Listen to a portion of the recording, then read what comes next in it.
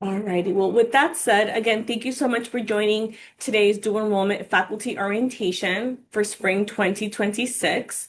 My name is Dr. Jacqueline Naranjo, and I serve as the Director of Student Success and Partnerships here at Rio Hondo College, and I help oversee outreach and dual enrollment programs. I'm nearing my 9th month in this role, and I've had the pleasure of meeting many of you already, but I'm really looking forward to continuing to work with all of you this spring. Before we dive in, I'd like to introduce a couple of key people on this call. So first, Dean of Student Equity, Cecilia Rocha. Cecilia, if you'd like to unmute yourself and say hello. Good morning and happy Thursday to everybody. Happy New Year. 2026 is going to be awesome because we are starting off on the right foot with making sure everybody's on the same page. Thank you for being courageous and accepting this teaching assignment. Teaching middle schools and high schools is something extra special, and we appreciate that you're considering the opportunity to really influence and empower our youth to really pursue and consider college as something that could be a part of their life and their family's life. So thank you very much. Thank you, Cecilia. I'd also like to acknowledge Alondra Camacho, one of our student services assistants assigned to the El Rancho School District, who's also on this call to help monitor the chat and support with any questions. Alondra, you're welcome to say hello if you like. Hi, everyone. Yeah, my name is Alondra. I hope everyone had a nice break. And like Jackie said, I will be just monitoring the chat and just keeping track of questions. And then Jacqueline will help answer them at the end. Thank you.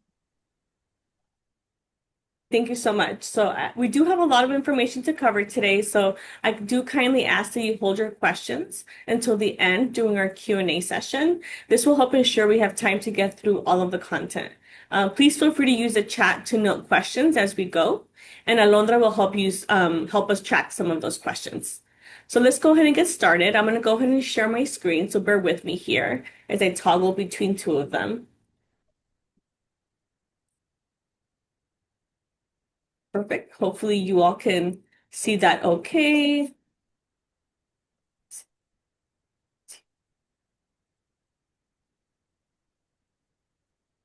Alrighty. So here's what we'll cover today. So we'll start with a program overview, then we'll move into classroom and faculty guidelines and expectations, technology requirements, the support available to you and your students at your school sites. We'll go over first day of instruction logistics, some textbook information, and finally, final exams and grading. And then we'll wrap up with some Q&A.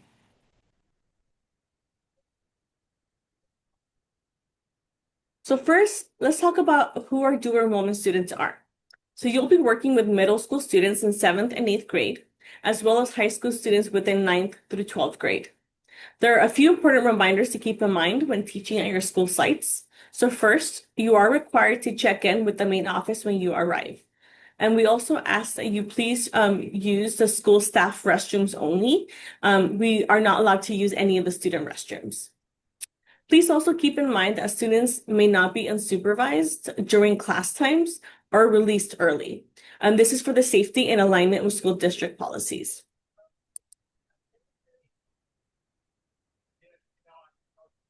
It's important to understand the difference between dual enrollment and concurrent enrollment, as this affects many of our policies. Dual enrollment classes are offered at middle school or high school sites. Enrollment is exclusively for middle and high school students. Courses and all materials are completely free to students, and there's a predetermined course selection and sequencing. Concurrent enrollment, by contrast, can be online, hybrid, or at our own college campus. Enrollment is open to the public, but the difference is that students do have to pay their own enrollment fees and material costs. And they do have the option to enroll in any of the courses listed that they may be eligible for in the schedule of classes. So understanding this distinction helps explain why we have specific protocols for dual enrollment courses. We offer dual enrollment through different models. The embedded model offers flexible scheduling for students with full high school schedules or after-school commitments. Students can take a break or join any semester, and is open to all students. In contrast, the after-school model involves courses that are taken after school, sometimes also with predetermined sequencing. This provides opportunities for students to be able to take classes that don't conflict with any of their school day activities. This allows students to build stronger relationships as they're also cohorted in the after-school classes. In terms of instructional format, our courses are taught in various modalities: in person, online synchronous, and asynchronous. These formats are largely determined by the school sites, their needs.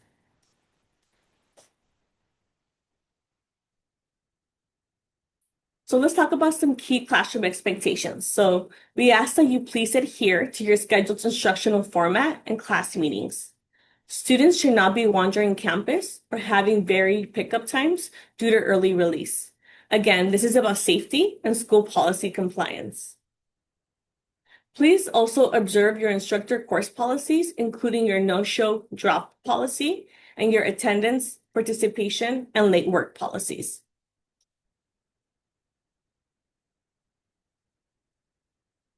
So in support of our programs this spring, we are asking our faculty to support us with some of the following. So when it comes to student and course management, we do ask that you please notify me, your dual enrollment counselor, or your student services assistant at your school site with any student concerns or planned instructor drops.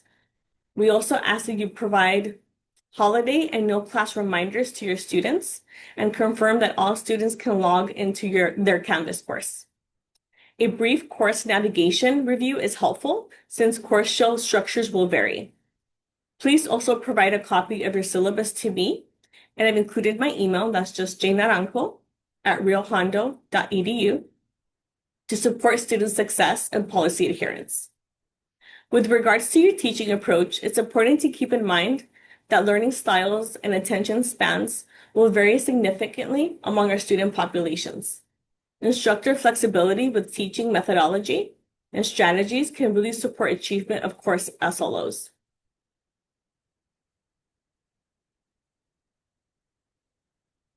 Now, regarding absences, this is very important. So for same-day absences, I do ask that you please CC me at my email and include your RIO rep on your usual email notification to your dean. We ask that you kindly notify me via text message, especially for those urgent same-day absences, via my cell phone number. I've included that for your reference. That's just 562-639-6487. You're welcome to log that number, save that number for anything that may come up throughout the semester. It's helpful because we're often away from our desks, and when you need to get a hold of me quickly, it may be easier to do so via a text message. For after-school courses, we'll likely need to cancel class, so we ask that you please notify your students directly whenever possible. This is why the text messages are important. When you're not able to notify your students, we have been notified so that we're able to work with the campus directly to make sure the students and their families are informed that class will be canceled. For school day courses, we do need some time to arrange supervision for the duration of your absence. And that's another reason why those immediate notifications are critical for us. For planned absences, please include me on your usual email to your dean in advance. We assume that you've already have gotten the approval from your dean to, that anticipated absence. And so we ask that you also confirm whether the class will need to be canceled or if you are working on providing any kind of substitute coverage. Otherwise, we'll have to coordinate supervision for the duration of your absence.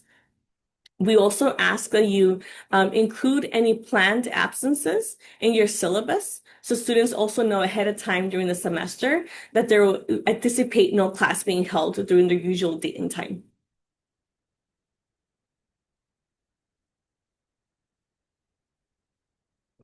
So a heads up about technology. Some school site classrooms may not have a projector, a monitor, any AV equipment, or may require special access, which you may not directly have to be able to present via a computer. So we want to make sure that you're aware of that. So please confirm any technology requirements directly with your school site contact. So I typically send out a welcome email to connect all of our faculty to the school site contacts so that you're able to connect with them and get any of your questions squared away before the start of the semester. I typically send this email up to maybe a week before classes begin. We are a little bit ahead of schedule, so I am anticipating sending out those welcome emails a little bit sooner for spring. So in case you had any urgent technology concerns or requests, you're always welcome to email me directly, and we can go ahead and get you in contact a bit sooner with that school site. Something to note is that most students do have access to Chromebooks, tablets, and cloud-based applications. However, students should not be sharing devices in class. So if you do notice any kind of device sharing, please contact your SSA or your dual enrollment counselor. They will go ahead and notify the school site administration, and they'll work together to try to provide support to the student and try to figure out why they don't have their own device or help them get their own device.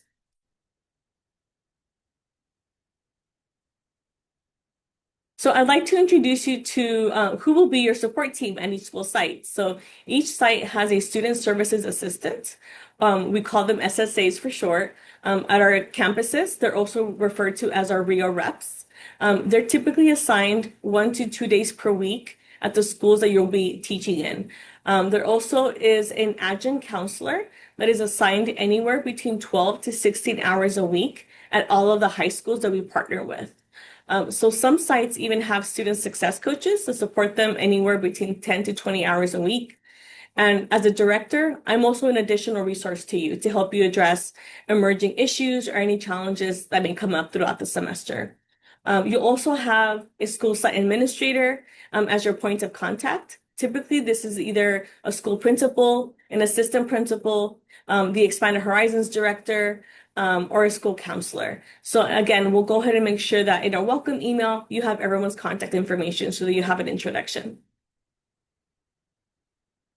So this level of support is really possible because all 3 of our service area districts recently received grant funding to support the expansion and strengthening of dual enrollment. So most campuses have opted to use these funds to assign an outreach and dual enrollment counselor to their site in addition to the existing SSA. These counselors can work directly with you to monitor student progress and provide timely academic intervention to promote dual enrollment course success.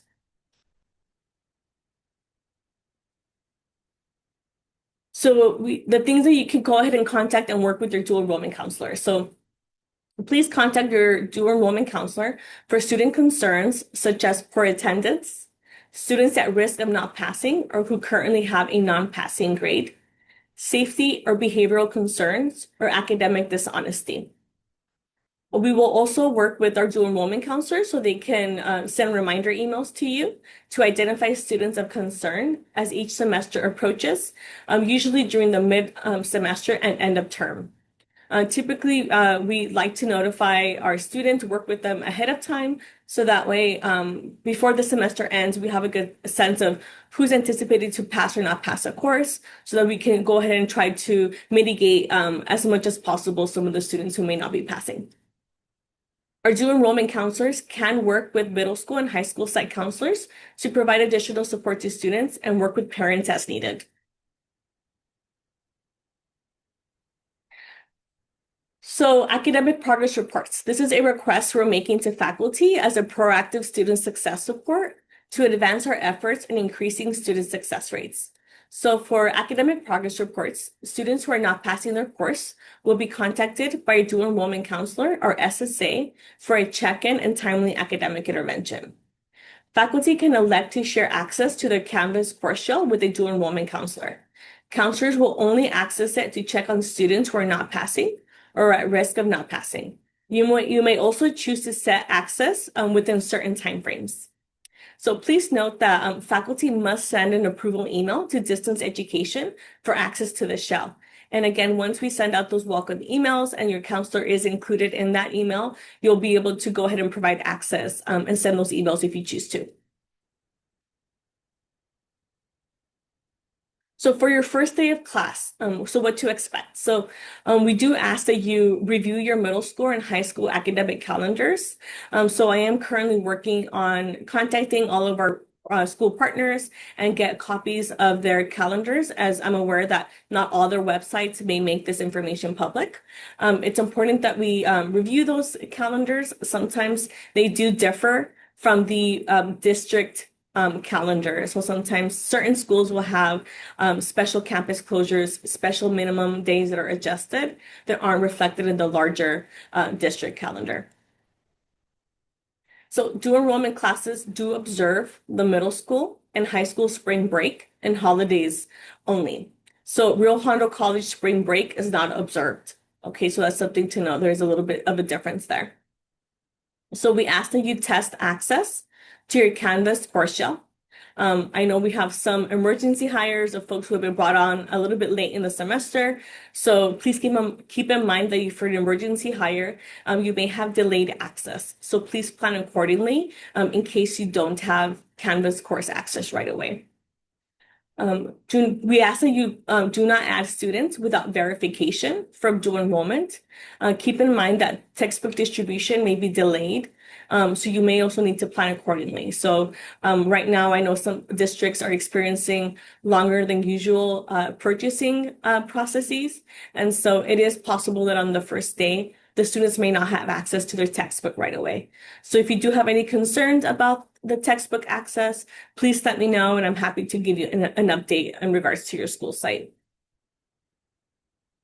An SSA and or counselor will assist on your first day by verifying the student class roster, reviewing student responsibilities, expectations, and program forms. We ask that you please allot about 15 minutes of your class time so they can go ahead and review this with the students in the class. Some of our SSAs will actually be covering 2 to 3 classes during the first week. So we ask for your grace as they go travel between the classrooms to make sure they deliver all of this necessary information on the first day. They'll also assist with missing student registration, adds and drops, and provide you with a classroom escort and technology assistance if needed.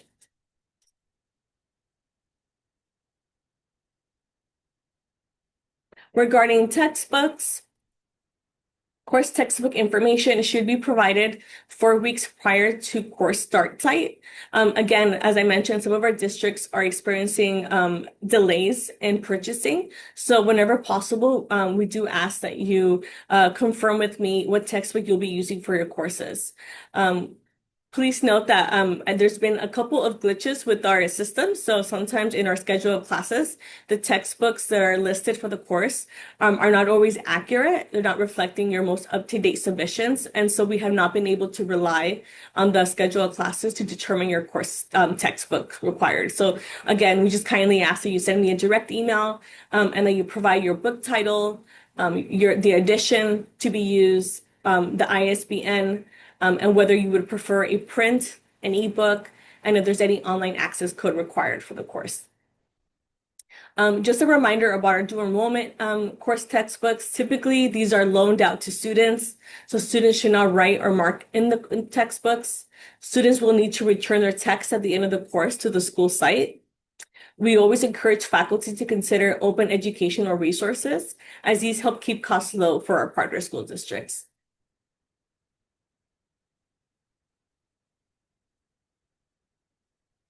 In regards to printing, you may print class materials in your usual Rio Hondo College department, but you may also have some printing available at the middle school or high school site. Again, getting to know your school site contacts will be helpful to find out where those resources are, leaning on your SSA, your counselor, to help connect you with the appropriate office.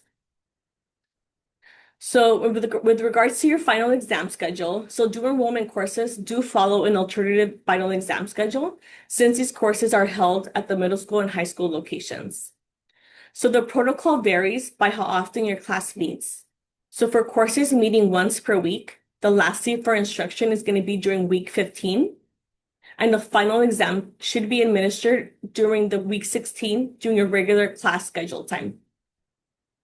For courses meeting twice per week, you'll meet for instruction on the first scheduled day of week 16 and administer the final on the second class meeting.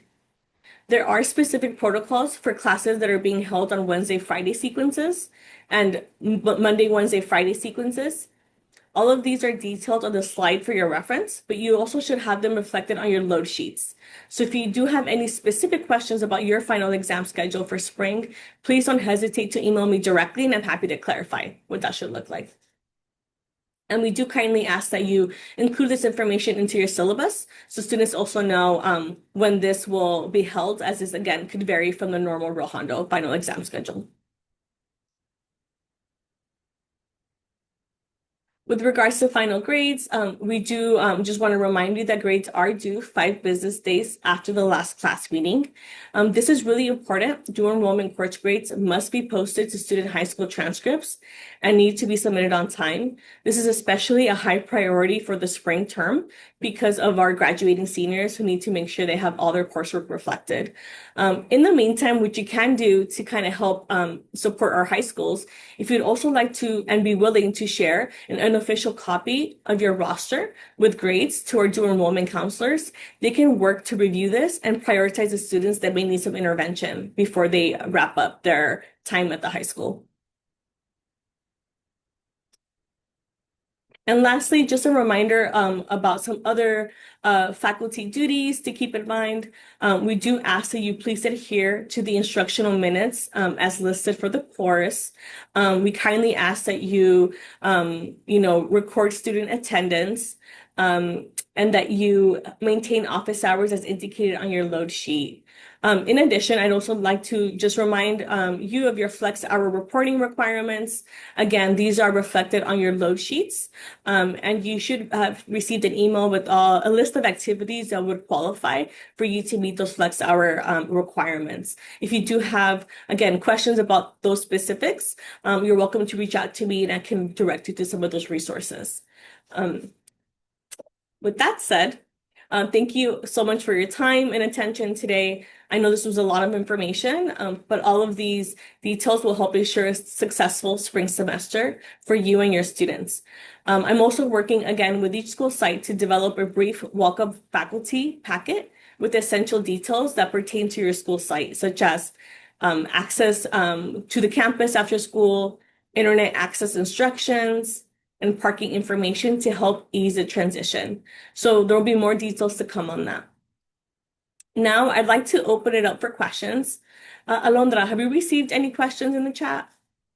No, at the moment, there aren't any yet. Go ahead and stop sharing for now.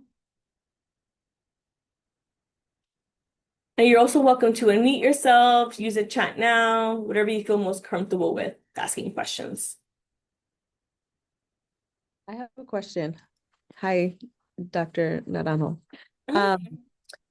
So I wanted to see, I think I looked last week. The class that I have is, I believe it's only 9 students. Is there a possibility it can get canceled, or what is Great question. the max, or what is the minimum amount of students I could have before it gets canceled? Yes, thank you for asking that. So actually right now, we're still actively enrolling all of our dual enrollment students. So the way that our registration process typically works is that our students, once they express interest, they have to complete a petition form. That petition form needs to be processed. And from that point, our student services assistants have to actually enroll them on our end. So students don't self-enroll, we take care of that. But there are multiple steps, and those have been happening for the last few weeks. So we're actively completing that process. And so you'll see those numbers climb up little by little, but they should all be there hopefully in time for the start of class. So at this point in time, we have not been informed of any concerns around low enrollment in any particular course. So we're at this point projected to keep all our classes. Okay, sounds good. Thank you. Of course, thank you.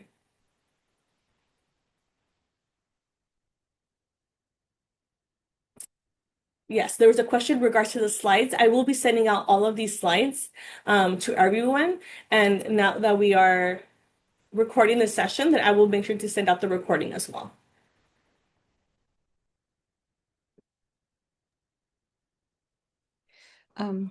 Are you going to send us a list of who, because I had heard that you were going to go ahead and send us a list of who we can contact. And I didn't see it in the slides. So is that going to come in a separate email? Yes, so that is the welcome email I referenced. So every faculty member should get a tailored welcome email that introduces you to the school site contacts, as well as who your student services assistant is and your dual enrollment counselor if you're at a high school. Okay. So just something to keep in mind that I didn't mention in my presentation is that during the first day of your class, it is possible that the student services assistant who helps you on the first day may not be your regular assigned SSA. And that is just because we have several dozens of classes all starting at the same time. And so we may have to deploy SSAs across all of our districts based on availability and the volume of courses that are located in each area.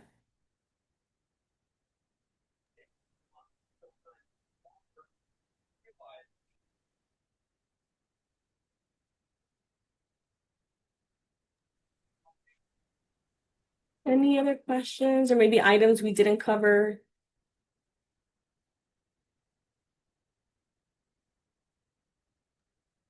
I have a quick question, maybe more of a clarification. For the flex hours, I think you mentioned on the last slide, is that considered office hours? And if so, we're required to do at least 1 hour total of office hours, right? So office hours are optional for you to offer, um, but the flex hours are required. And so they are different. So the office hours are not flex hours. So, and if you'd like, Vanessa, I'm happy to connect with you separately and I can review that with you so you have more clarity. Okay, thank you. You're welcome. One question that came in the chat is if this meeting would count for the flex hours. Yes, I see your dean nodding, so yes.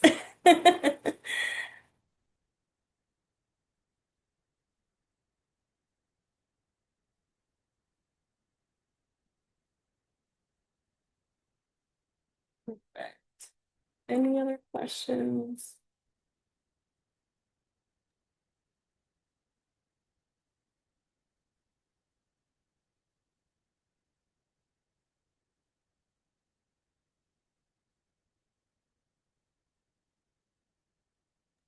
And another question is, by when should we send a copy of our syllabus? Great question. So, ideally, as soon as possible. I think at the very latest, I know that some folks were brought on a little bit late in the term and are still planning or making some updates based on today's presentation. So, if you can get it to me at least maybe a week before your class begins, I'd greatly appreciate it. And I'm actually adding my email again to the chat. And again, please feel free to log my cell phone number for your records. If you ever need to reach me for anything, again, we're often away from our desk and I don't want to, delay any urgent responses you may need. Um, you're always welcome to send me a message or give me a call.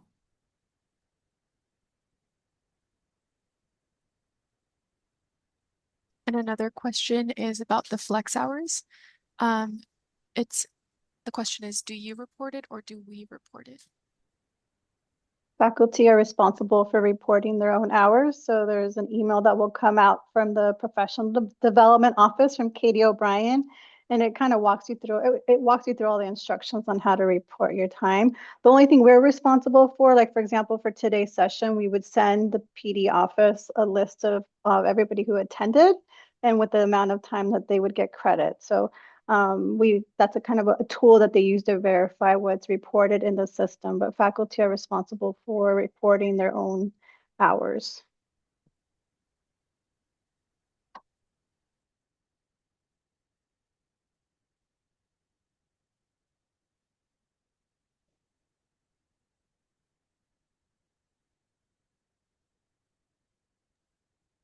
And another question came in the chat. Our counselor is going to be reaching out to students of concerns for counseling courses in middle schools, or are we case managing and connecting with our SSAs?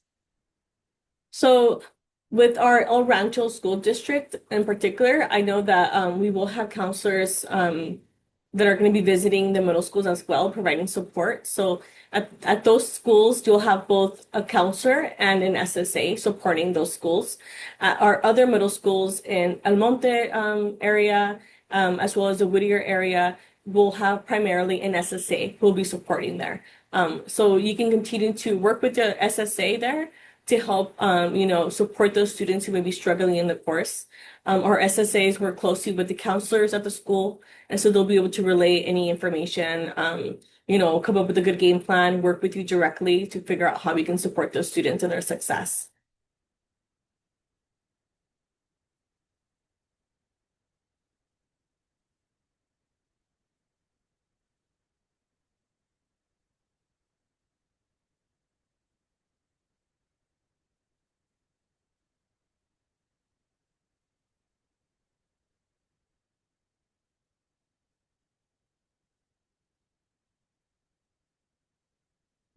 Any other questions?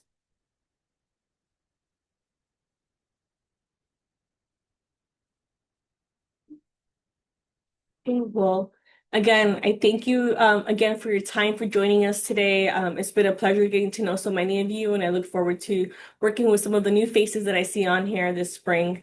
If any additional questions come up, please don't hesitate to reach out to me directly via email or a text message. I really look forward to working with you all this spring, and I hope you all enjoy the rest of your day.